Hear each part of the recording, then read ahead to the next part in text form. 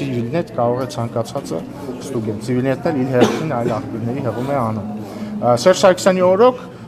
էլ ավելի է մի շրջան բարձրացել հարաբերակցությունը եւ մենք ժառանգել ենք շատ բարձր տարբերություն ռազմական բյուջեների, որը մեր օրոքի իդեպ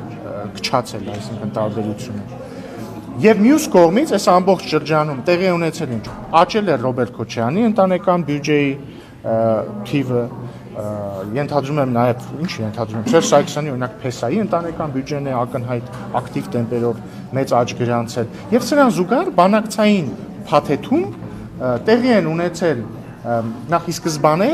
բանակցային փաթեթը ինչի մասին է եղել, ինչպես 7 շրջանները վերադարձնել Ադրբեջանին եւ ինչ անել Լեռնային Ղարաբաղի հետ, ընդ որում Լեռնային Ղարաբաղի հետ բոլոր բանակցային փաստաթղթերում պարզ չէր թե ինչ է լինելու, իսկ ինչ է լինել, եթե պարզ ինչ է լինելու, պետք է իմանաս ինչ է այդ պահին, իսկ այդ պահին բոլորը ճանաչում են Լեռնային Ղարաբաղը որպես Ադրբեջանի մաս։ Հանրաքվե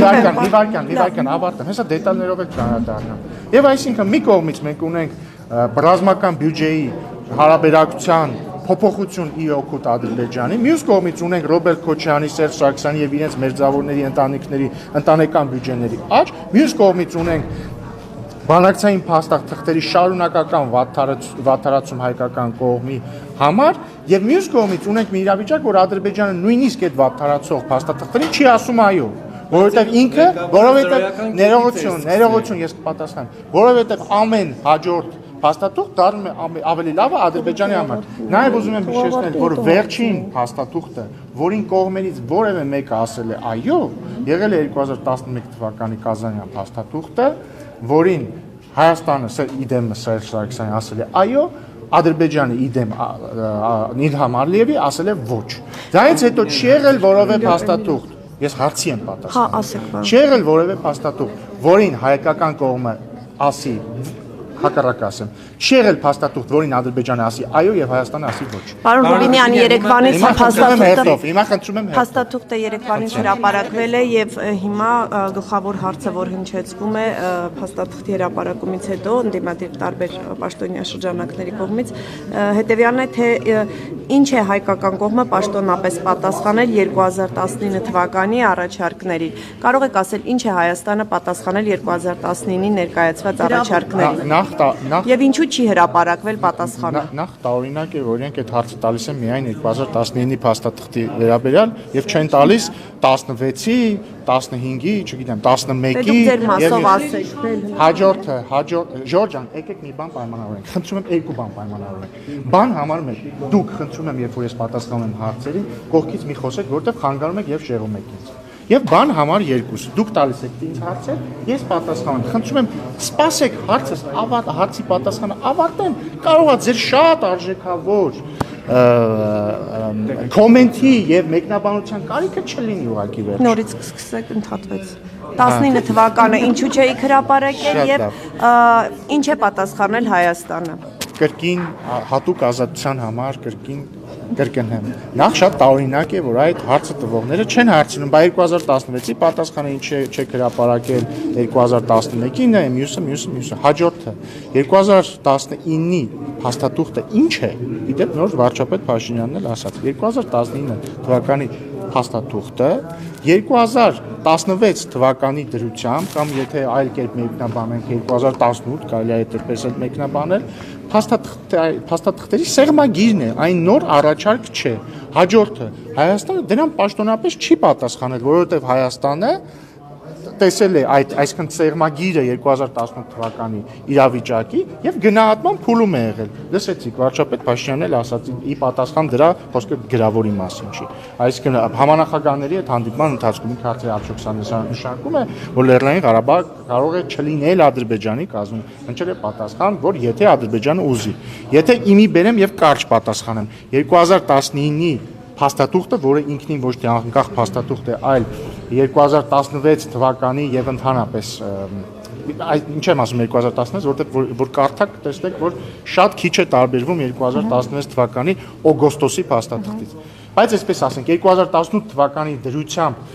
փաստաթղթերի սեղմագիրն է եղել, այսինքն այն ինչ կար այդ պահի դրությամբ։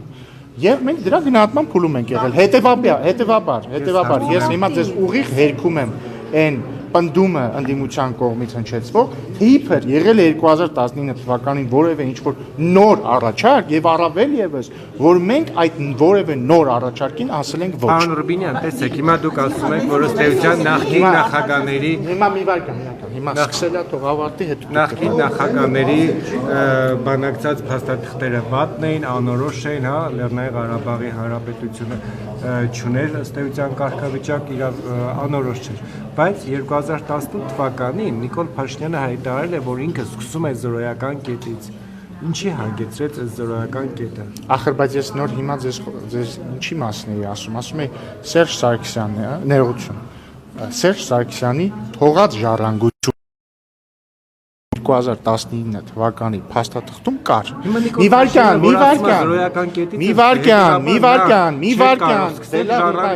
ինչ ավարտեք ես կավարտեմ։ Ավարտում եմ։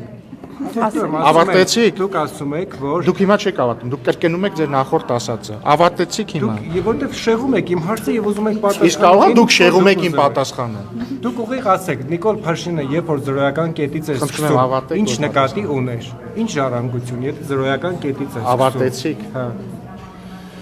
2019-ի փաստաթուղթը, որը ինչպես նոր ֆիքսեցինք, նոր առաջարկ չէր եւ 2018 թվականի դրությամբ, այսինքն Սերժ Սարգսյանի թողած ժառանգություններ գնահատման փուլում է եղել Հայաստանը։ Եթե ձեր հարցի հենթատեքստը, իսկ ձեր հարցի հենթատեքստը հետեւյալն է, որ ընդդիմությունը ասում է, չէ, որ Փաշինյանը եկավ, ամեն ինչ թողեց մի կողմ, մերժեց այդ պահին սեղանին արկա փաստաթուղթը եւ ինչ որ նոր բաներ ասեց։ Ես հիմա ապացուցում եմ, որ այդպես չի, որտեղ 2000 Չէ, դա Նիկոլ Փաշինյանն է ասել, ես սկսում եմ զրոյական կետից։ Ինչ ընդդիմություն, ով ընդդիմության անունը տվեց։ Ես էլ ձեզ ասում եմ, որ 2019 թվականի փաստաթուղթը, որը Սերժ Սարգսյանի ժառանգությունն էր, մի բան էր, որը սեղմագիրն էր Սերժ Սարգսյանի նախագահության ավարտի դրությամբ։ Այդ փաստաթուղթը հայկական կողմը չի մերժել։ Հիմա Նիկոլ Փաշինյանը զրոյական կետից է սկսել, թե ոչ։ Զրոյական կետը 2019 թվականի սեղմագիրն է, որը նույն ինքը, որը նույն ինքը ախր հենց նոր վարչապետ Փաշինյանը ձեզ ասեց զրոյական կետը որն է եղել։ Ասում է ես եմ ԵԱԿ Մինսկի խմբի համանախագահներին ասեք, հիմա կտակ մի հատ հասկանանք վերջին դրությամբ իրավիճակը զրոյական կետը որն է։ Եվ իրանք տվել են 2019 թվականի սեղմագիրը։ Պատասխանեցի ձեր հարցին։ Այդտեղ սեփական բառ հետեւաբար անիմաստ է։ Դե դուք եք զրոյական կետից հարցնում։ Ինքն էր QST բանակցությունների Երեկվանի դեպքին ընդդիմադիրները եւ մասնավորապես ՀԿ փոխնախագահից պատասխանում է, ասում է կհերձեմ Արմեն Աշոտյանը։ Ասում է նախ ձեզ կհերձեմ, հետո լայվ մտան հավանաբար հերձեց, հետո ասում է Նիկոլ Փաշինյանը։ Որ մասն է։ Հետո ասում է, որ Պուտին Սարգսյան այդ նամակը կանխեք ձեր վզից եւ հասկացեք, թե ոնց են պետությունը եւ պետական շահը պաշտպանում։ Որն է ձեր հարցը։ Իմ հարցը հետեւյալն է, եթե այդքան դուք նշում եք, որ վատն էին նախորդ փաստաթղթերով հանձնում էին ամեն ինչ, ոնց ստացվեց, որ պետական շահ էին մարդիկ։ Լավ հարց եք տալիս, իրոք լավ հարց եք տալիս։ Հիմա խնդրում եմ, այն հիշում եք, չէ, երկու բաները ինչի մասին պայմանավորվել ենք։ Մեկը դուք, անձամբ դուք չեք խոսում, երբ որ հարցերին պատասխանում, մյուսը դուք բոլորը ձեր շատ արժեքավոր մեկնաբանությունները դեռ չեք ասում, մինչև ես հարցի պատասխանը չավարտեցի։ Հաջորդը դուք սկսենք մի քիչ հումորային հատվածից շարունակենք լրջով։ Դուք ասացիք, որ պարոն Աշոտյանը ուզում է հերձել մեզ։ Նախ խնդրում եմ կրկին ճշտել մարմնի որ մասն է ուզում հերձել եւ երկրորդը գուցե օրինակ ուզում է մեր մազերը հերձելով կտրել, քանի որ ինքը սուբլիմացնում է իր մազերի բացակայությունը, չգիտեմ։ Հաջորդը շատ տարօրինակ է, չէ՞, օրինակ եթե Արտուր Հովհաննիսյանը մեր պատգամավոր դες բան ասած լիներ, ես վստահ եմ դուք բոլորով գալու եք ասեիք կարաուլ, դուք փաստորեն ուզում եք բժշկական բանով դանակով հերձել մարդկանց, հա, ուզում եք այդպես հերձել ասելով դուք նկատի ունեք, որ ուզում եք կտրել Էդգար Ղազարյանի ականջը, չէ՞, ասեիք, չէ՞ տենց բաներ, բայց հիմա դուք չեք շատ հանգիստ բան ինձ հիմա փոխանցում եք պարոն Աշոտյանի խոսքերը ու ձեր մոտ ընդհանրապես խնդիր չի առաջանում, սա էթիկայի խախտում է, սա բռնության իսկ կարող է Արտուր Հովհաննիսյանը քաղաքականապես ուզում եք կտրել մարդամեկի ականջը։ Ոչ, ես խնդրում եմ սպառնում եք, ասում է այո, սպառնում։ Դրա համար խնդրում եմ լինել հետևողական, չէ, դա կներեք այսինքն երբ որ հերթը գալիս է, ձեզ դուք ասում եք բովանդակային, բայց երբ որ քաղաքացիական պայմանագրից մեկը ֆիգուրատիվ լեզու է օգտագործում, ասում ականջները կկտրեմ, դա արդեն բան է, ցեղասպանությանը հավասար բան է։ Սա ֆիքսեցին։ Չէ, որովհետև հերձելու դեպքում կտրում ես մի բան, ականջ կտրելու դեպքում էլի հերձում ես մի բան, բայց այդտեղ կոնկրետացված է։ Հիմա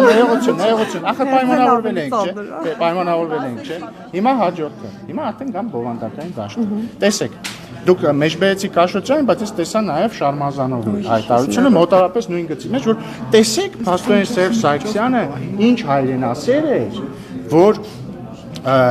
հայկական կողմի կարմիր գծերն էր նշում Լավրովի պլանի վերաբերյալ,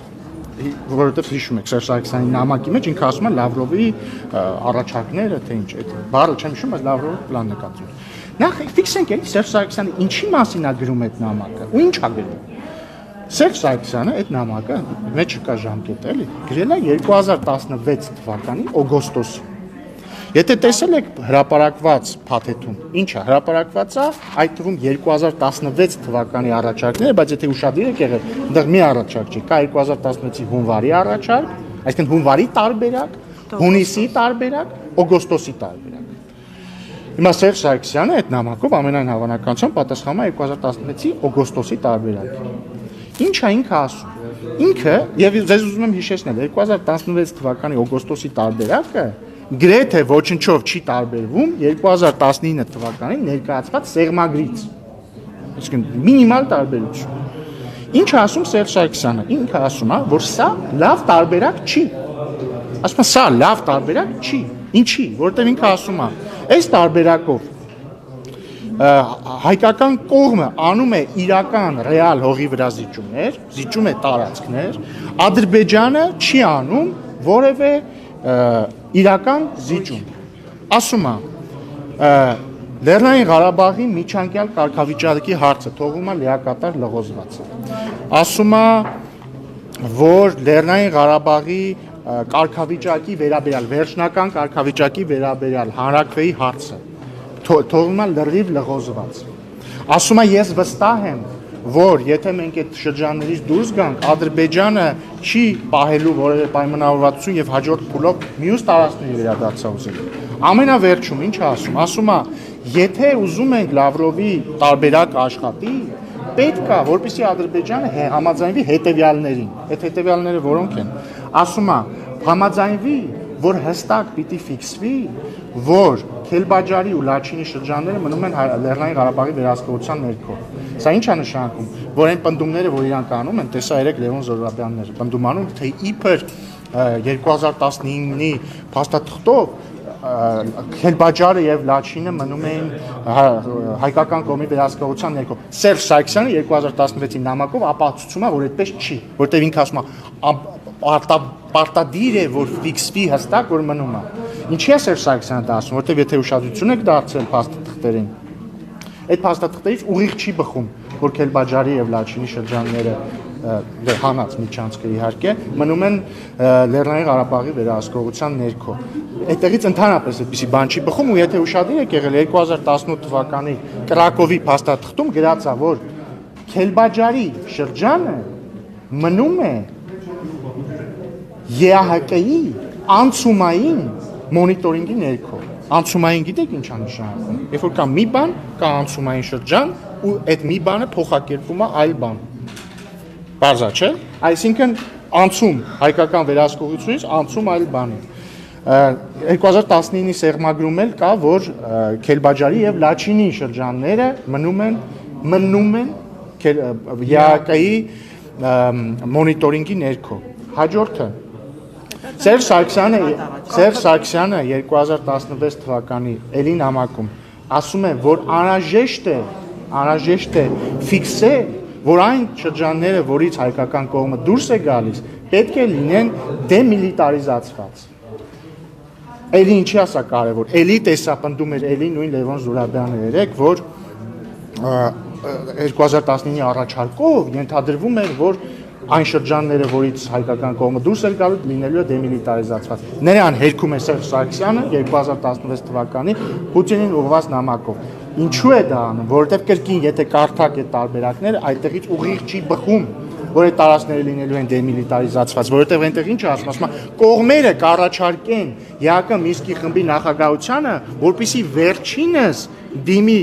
ՄԱԿ անվտանգության խորհրդին, որպեսզի ապահովի այդ շրջանների դեմիլիտարիզացիան։ Համաձայն եք, որ դա ամենևին 100%-անոց պայմանավորվածություն չի դեմիլիտարիզացիայի մասին։ Եվ իմի բեր մի վարքյան էլի, մի վարքյան։ Հիմա բայց ես ամեն ինչ ես ինչի նկարագրեցի։ Որովհետև իրականում Աշոտյանն ու Շարմազանովը ինչ են ասում։ Ասում են, որ այդ տարբերակը վատն էր։ Սերժ Սարգսյանը դրան չի համաձայնվել, դրա համար։ Տեսեք ինչ հերոս է։ Բայց չեք տեսնում, որ ակնհայտ տրամաբանական խզում կա, որովհետև այդ նույն մարդիկ մեզ ասում են, այ դավաճաններ, ինչի 2019-ի հանճարեղ տարբերակը չեք ընդունել։ Դե հիմա ես հետ եմ ֆրցնում ու իրանց եմ այդ հարցը տալիս։ Այդ դեպքում, այդ տրամաբանությամբ արդեն ֆիքսեցինք եւ ապացուցված է, որ 2019-ը նույն 2016-ն է։ Բայց այդ դեպքում, այ սիրելիներ, ես չեմ ասում դավաճաններ, այ սիրելիներ, ըստ ԿՊ էթիկայի կանոնագրքի Բայց այդ դեպքում եթե այդքան լավ տարբերակ էր, ինչի դուք 2016-ին չեք ընդունել, եւ B, եթե այդքան վատ տարբերակներ, ինչի հիմա եք պնդում, ինչի եք մեզ ասում ինչի չեք ընդունել դա։ Հասկացաք դե անբանությունը։ Հիմա խնդրում եմ հերթով։ Եվս դիտարկումներ կային։ Որտեղ փաստեր անհնար է վիճակել։ Ես չեմ վիճակում, որ դա սեղմագիր է, որ նախապատմություն ունի, որովհետև որևէ բանակցություն զրոյից հնարավոր չի սկսել, դա երկար տարիների պատմություն է։ Բայց ես ուրիշ բան եմ հարցնում, եթե այդպես է, դուք ձեր օրոք ա եղել եւ Արցախի խնդրումը եւ պատերազմը, դուք արդյոք քաղաքական նոխազ եք դարձել, թե ձեռնհաշճեիք ամենահարմար ձևով հարցը լուծեք։ Տեսեք, 2018 թվականին մենք եկանք իշխանության Թավշյա հեղափոխության շնորհիվ եւ միջոցով։ Եթե դուք նկատել եք, Սերժ Սարգսյանի հանրապետական կուսակցությունը Նիկոլ Փաշինյանի վարչապետ ընտրվելու հաջորդ օրվանից սկսած սկսել են մեզ մեղադրել, որ մենք եկել ենք իշխանության, որպեսզի Ղարաբաղը հանձնենք։ Հետադարձ հայացքով որ նայում ես, տեղի ունեցել հետևյալը։ Նախ Սերժ Սարգսյանը իհարկե պիտի գնար Թավշյա հեղափոխությամբ, ինքը ձև չուներ, որովհետև ժողովուրդը իր խոսքն ասել էր։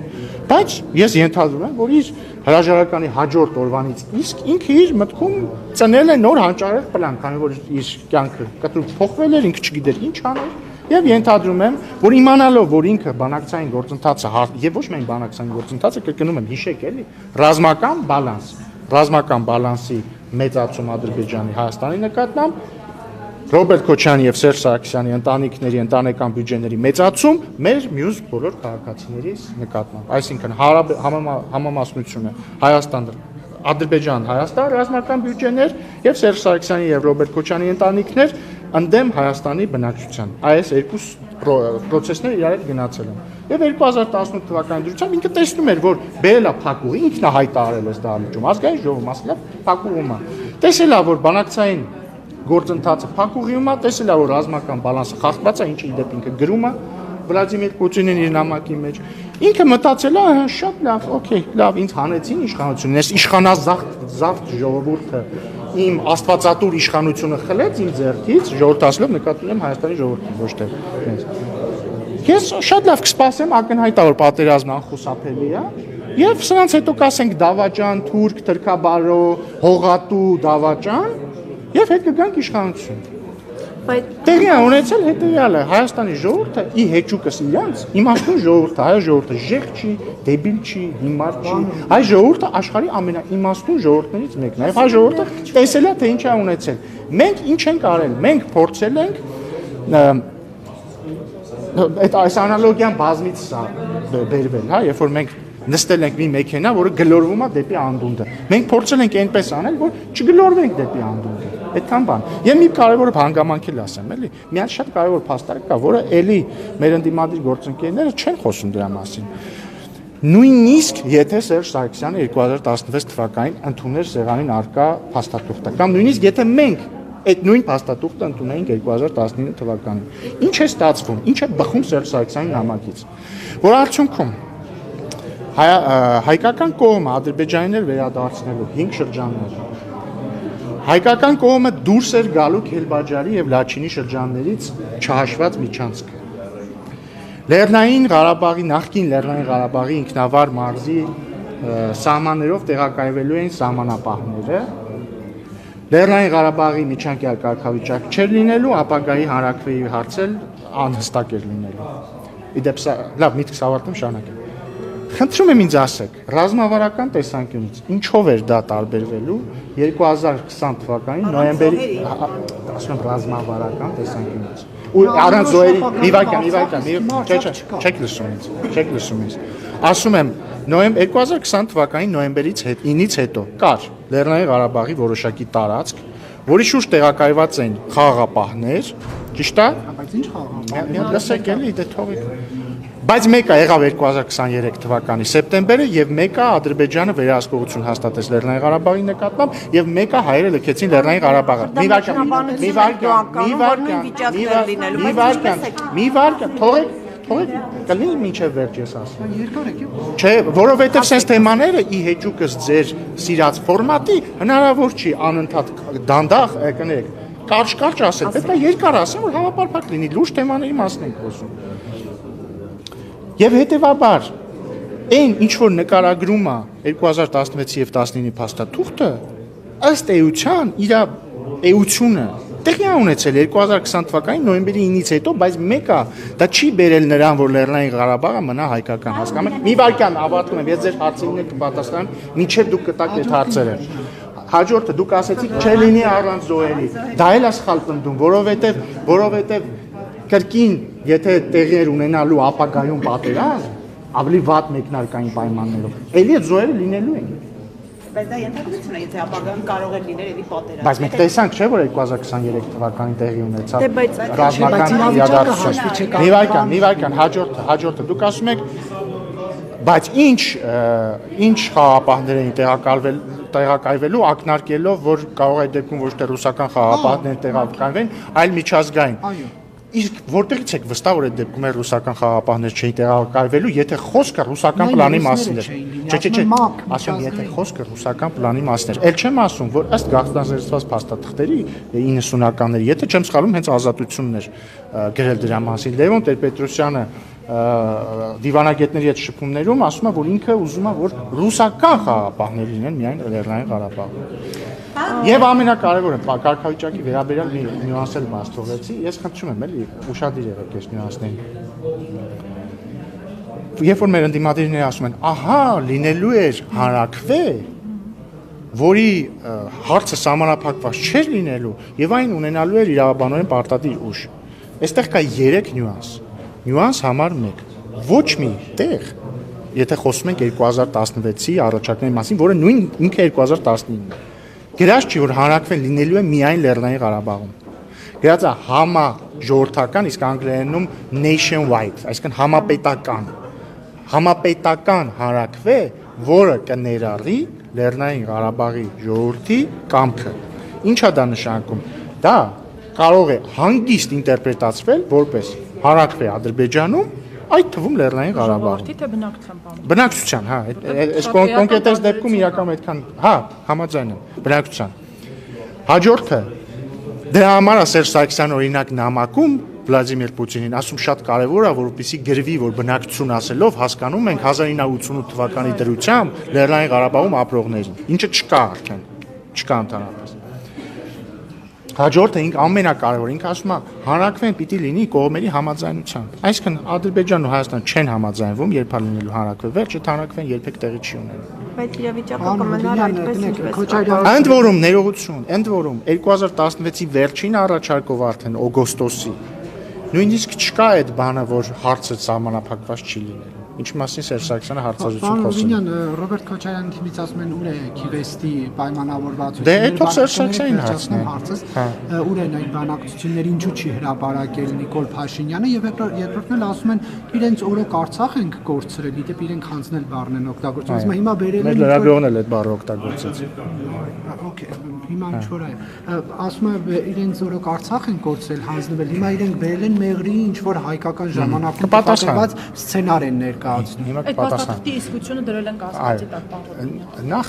իդեպ շատ լավ հիշեցիք, էլ այդ հանձնել բառը, ես ենթադրում եմ, որ հանձնել բառը ասելով նկատի ունեն, երբ որ մի բան ուղղակի հուժարական հանձնվում է այլ։ Դա ասելը նշանակում է,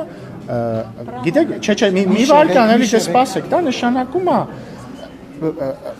անարգել թափված արյուն։ Բառից բուն իմաստով դա նշանակում է անարգել 44 օրյա պատերազմի ժամանակ թափված արյունը 2023 թվականի սեպտեմբերին թափված արյունը, որովհետև մի բան երբ որ հանձնում ես, դա հանձնում ես ուղղակի, չես թափում արյուն դրա համար։ Հաջորդը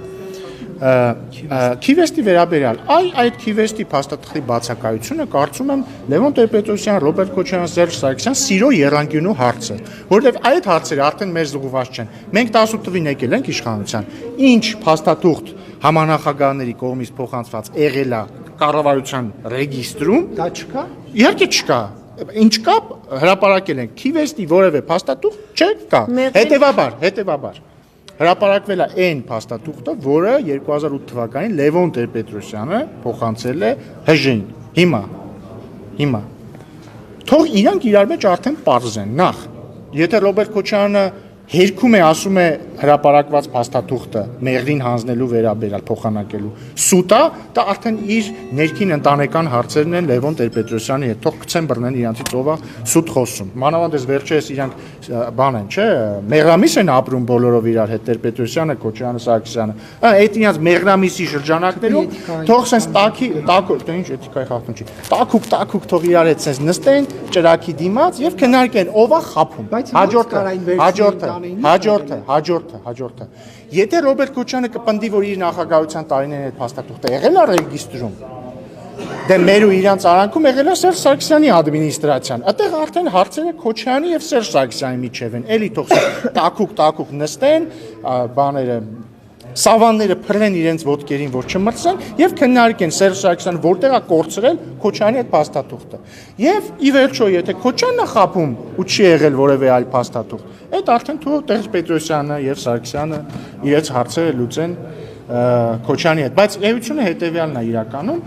ես հակված եմ հավատալ Լևոն Տեր-Պետրոսյանին այս հարցում, քավլիցի ով եմ ես, որ առաջին նախագահի տված փաստաթուղթը կասկածի տակ դնեմ։ Եվ ըստ առաջին նախագահի տված փաստաթղթի Ռոբերտ Քոչարյանը բանակցել է Հայաստանի ինքնիշխան տարածքը Ադրբեջանին հանձնելու շուրջ։ Պարոն Ռուբինյան, եթե այս թեման սպառվեց, օքեյ, Հարցի իրավունք այդպես էլ ինձ չի դարձել։ Պայմանավորվել է, չէ։ Ճնշվում է։ Հայաստանի իշխանությունը ոչ չի կապչում, ասում եք, եղան այն արդյունքը, Բացարձակ դա չեմ ասում։ նոյեմբերի 9-ից հետո ձեր վարած քաղաքականությունը որքանով ապրել է ու արգեցրել այս վիճակին։ Արցախ Ադրբեջանի կազմում ճանաչելը, ռուս քաղաքականին ստորագրել ու Արցախ բերելը։ Այսինքն ես հարավից Արցախ Ադրբեջանի կազմում ճանաչելը, ռուսների ստորագրել Արցախ բերելը։ Այսինքն ձեր վարած քաղաքականությունը որքանով հանգեցրել։ Նախ խնդրում եմ իմ ողջույնները փոխանցեք պարոն Աբրահամյանին, Առավոտի գլխավոր խմբանին, ես ով փոքրուց ճանաչում եմ, հայ որ մայրս նույնպես երկար տարիներ աշխատել է Առավոտում։ Հաջորդը խնդրում եմ պարոն Աբրահամյանին փոխանցել հետևյալ հարցը։ Տեսա, այս վերջերս ինքը մի ստատուս էր գրել էր Չէ, ես ուզում եմ դուք փոխանցեք։ Ասում էր, ես չեմ ընդունում այն հոգևորականներին, որոնք ուղիղ չեն պատասխանում, այսինքն որոնք հարցերին ուղիղ իրենց դիրքորոշումը չեն հայտնում։ Ասում է, ես չեմ ընդունում, որ ուղիղ չեն ասում, նորմալ է, որ կաթողիկոսի անունը զեղչում են, թե ոչ պատարակների ժամանակ։ Ես խնդրում եմ իրեն փոխանցեք հետևյալը։ Չի կարծում արդյոք ինքը, որ այդ նույն տրամաբանությամբ ինքը սկզբից այլ հարց պետք է տա։ Չի կարծում ինքը արդյոք, որ ուղիղ պետք է մարդիկ պատասխանեն կամ ինքը անձամբ պիտի պատասխանի հետևյալ հարցին։ Նորմալ է, որ կուսակրության ուղղ տված կաթողիկոսը երեխա զավակ ունի, Չէ, ես հեսա պատասխանի մասա։ Սա ուղիղ մասա պատասխանի։ Եվ եթե պարզվի, որ նորմալ չի, որ զավակ ունի, ուրեմն շատ նորմալ է, որ անունը զեղչում է, որտեղ ինքը այդ ակտի իսկ բերումը կարգալուց է։ Հաջորդը։ Հիմա հարցգացեմ ձեր պատասխանը։ 2020 թվականի նոյեմբերի 9-ի հայտարարության մեջ որևէ նշում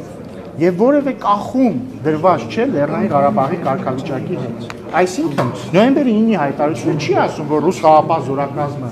տեղակայվում է Լեռնային Ղարաբաղի շուրջ, քանի դեռ Լեռնային Ղարաբաղի կարգավիճակը որոշված չի։ Կամ այդ հայտարարությունը չի ասում, որ ռուս խաղաղապահ զորակազմը կանգնում է այնտեղ, քանի որ պարզ չի այն Ադրբեջանի մաս է թե ոչ։ Ասեմ ավելին, Ռուսաստանի Դաշնության նախագահը 2020 թվականի դեկտեմբերին ասել է, որ Լեռնային Ղարաբաղը եւ նրան շրջապատող 7 շրջանները եղել են եւ կան Ադրբեջանի միջազգայինորեն ճանաչված տարածք։ Հետևաբար 2022 թվականի Պրահայի հայտարարությունը նոյեմբերի 9-ի հայտարարության էության մեջ եւ առավել եւս ռուս խաղաղապահ զորակազմի ֆունկցիաների մեջ որևէ փոփոխություն չի մտցրել, զրոյական փոփոխություն է մտցրել։ Իմ ասածը հետեւյալն է, որ իրենք ընդդիմությունը երբ որ պնդում են, որ կար այսպիսի հանճարեղ պլան, նախ